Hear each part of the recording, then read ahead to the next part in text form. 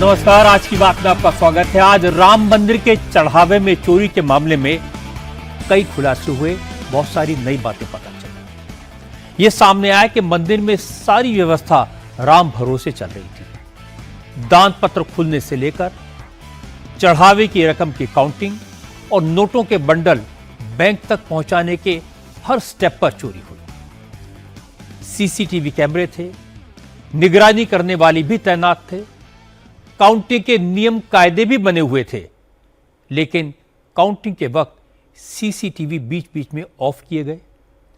निगरानी करने वालों ने आंखें बंद कर लीं, नियम कायदे ताक पर रख दिए गए और चढ़ावा चोरी करने वाले बड़े मजे से, बड़े आराम से अपना काम करते रहे।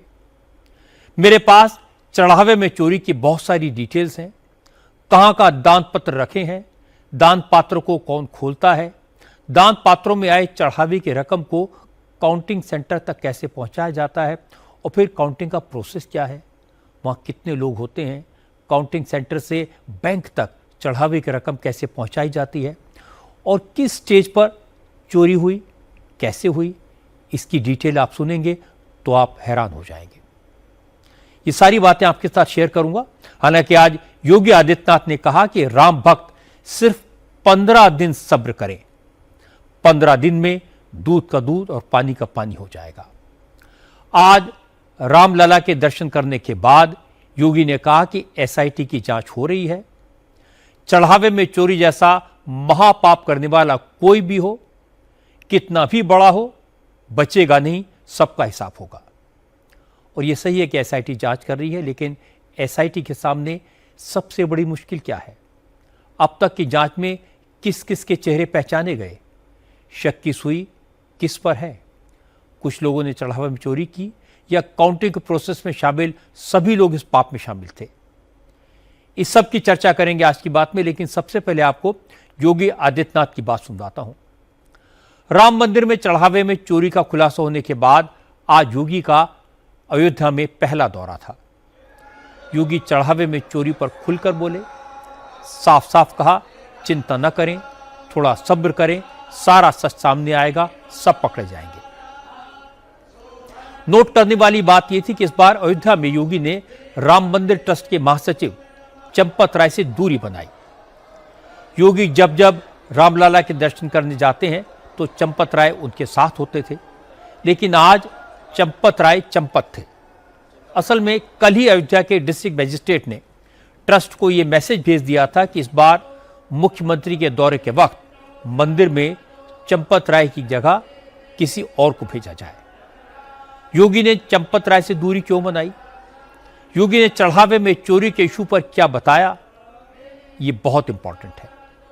योगी ने कहा कि राम मंदिर से चंदा चोरी करोड़ों राम भक्तों की आस्था और उनके विश्वास के साथ खिलवाड़ है। इस तरह की गड़बड़ करने वालों को सरकार छोड़ेगी नहीं। अगले 15 दिनों में चढ़ावा चोर पकड़े जाएंगे। और इसके बाद योगी ने समाजवादी पार्टी और कांग्रेस की भी खबर ली। अब नीट के री एग्जाम की बात करते हैं। आज दिल्ली हाई कोर्ट ने कह दिया कि नीट का री एग्जाम खत्म होने तक टेलीग्राम पर बैन जारी रहेगा। कोर्ट ने कहा कि सरकार का पाबंदी लगाने का फैसला बिल्कुल सही है। टेलीग्राम की तरफ से केंद्र सरकार के खिलाफ जो पिटीशन फाइल की गई थी, उसे हाई कोर्ट ने खारिज कर दिया। अदालत ने कहा कि आईटी एक्ट के तहत सरकार को जनहित में किसी भी ऐप पर बैन लगाने का पूरा अधिकार है। सरकार ने जो फैसला लिया है उसमें कोई जल्दबाजी या लापरवाही नहीं दिखाई दी। केंद्र सरकार के आदेश के पीछे ठोस तथ्य और वजह मौजूद है। सरकार ने सोच समझकर, छात्रों के हितों को ध्यान में रखकर टेलीग्राम ऐप पर पाबंदी लगाने का फैसला किया है। कोर्ट ने यह भी कहा कि केंद्र की दलील सही है। टेलीग्राम का इस्तेमाल एग्जाम से जुड़ी अफवाहों के लिए, फर्जी पेपर और धोखाधड़ी के लिए किया जा सकता है, जिससे एग्जाम पर असर पड़ सकता है। अब सियासत की खबरों का रुख करते हैं। सबसे पहले बंगाल की बात। आज तृणमूल कांग्रेस ने बगावत करने वाले अपने 20 सांसदों की मेंबरशिप खत्म करने के लिए पिटीशन स्पीकर के सामने फाइल कर दी। तृणमूल कांग्रेस के 20 सांसदों ने अपने गुट का merger nationalist citizens party of India में करने की मांग की है। इस पर तृणमूल कांग्रेस का पक्ष रखने के लिए स्पीकर ओम बिरला ने आज अभिषेक बैनर्जी को बुलाया था। अभिषेक बैनर्जी लोकसभा में तृणमूल कांग्रेस की पार्लियामेंट्री पार्टी के लीडर हैं, इसलिए आज वो कल्याण बनर्जी, सौगत रॉय और महुआ मोइत्रा के साथ स्पीकर से मिलने पहुंचे। अभिषेक ने स्पीकर के सामने दलीलें पेश की, सुप्रीम कोर्ट के पुराने जजमेंट का हवाला दिया और रिप्रेजेंटेशन ऑफ पीपल्स एक्ट की तमाम धाराओं का रेफरेंस दिया। अब बात झारखंड की। झारखंड में राज्यसभा चुनाव के चक्कर में इंडिया अलायंस में दरार पड़ गई। अब कांग्रेस, आरजेडी और लेफ्ट पार्टीज एक दूसरे पर पीठ में छुरा घोंपने का आरोप लगा रहे हैं। राज्यसभा चुनाव में कांग्रेस ने प्रवीण झा को मैदान में उतारा था। इंडिया अलायंस के पास कांग्रेस के उम्मीदवार को जिताने लायक वोट थे, लेकिन क्रॉस वोटिंग के चक्कर में निर्दलीय उम्मीदवार परिमल नाथवानी जीत गए। क्रॉस वोटिंग तो कर्नाटक में भी हुई, लेकिन कर्नाटक में क्रॉस वोटिंग एनडीए के विधायकों ने की। इससे जेडीएस और बीजेपी में दरार पड़ गई। कर्नाटक में कल विधान परिषद की 7 सीटों के लिए वोटिंग हुई। 8 उम्मीदवार मैदान में थे, 5 कांग्रेस के, 2 बीजेपी के और 1 जेडीएस का। कांग्रेस के 5 और बीजेपी के दोनों उम्मीदवार तो जीत गए, लेकिन जेडीएस का कैंडिडेट हार गया। एक उम्मीदवार को जीत के लिए 28 वोट चाहिए थे।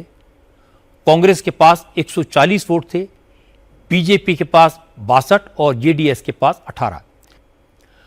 आज महाराष्ट्र से भी हैरान करने वाली खबर आई। चर्चा यह है कि उद्धव की पार्टी में टूट के बाद अब शरद पवार की एनसीपी के 5 एमपीज भी पार्टी का साथ छोड़ने के लिए तैयार हैं।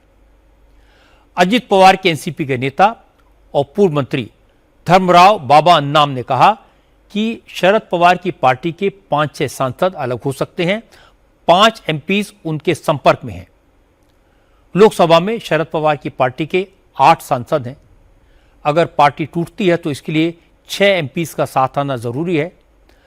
धर्मराव बाबा आत्राम ने कहा कि शरद पवार की पार्टी के 6 सांसद अजित पवार की एनसीपी में आ सकते हैं, लेकिन शरद पवार की पार्टी के नेताओं ने इन दावों को बेबुनियाद बताया। खबर तो यह भी है कि समाजवादी पार्टी के सांसदों में भी नाराजगी है। एक एग्जाम्पल मिला मुरादाबाद से। समाजवादी पार्टी के सांसद रुचि वीरा ने खुलकर पार्टी से अपनी नाराजगी जाहिर कर दी। रुचि वीरा ने अपनी पार्टी के खिलाफ मोर्चा खोल दिया।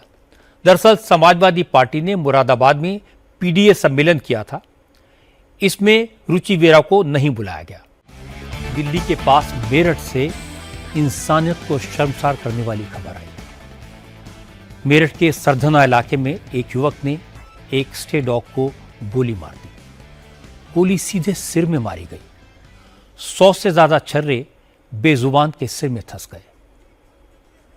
अब ये स्टे डॉग दिल्ली में जिंदगी की जंग लड़ रहा है।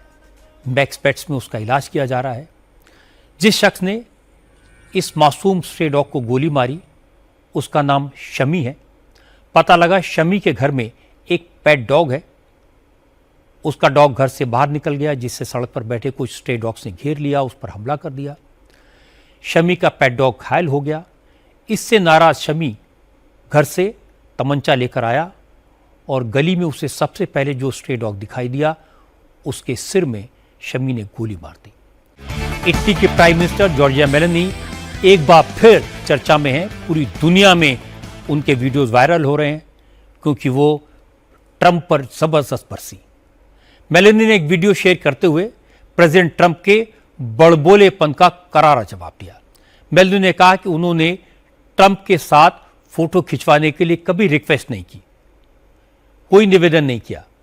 असल में ट्रंप ने दावा किया कि G7 समिट के दौरान मेलोनी ने उनके साथ फोटो खिंचाने के लिए मिन्नतें की थी।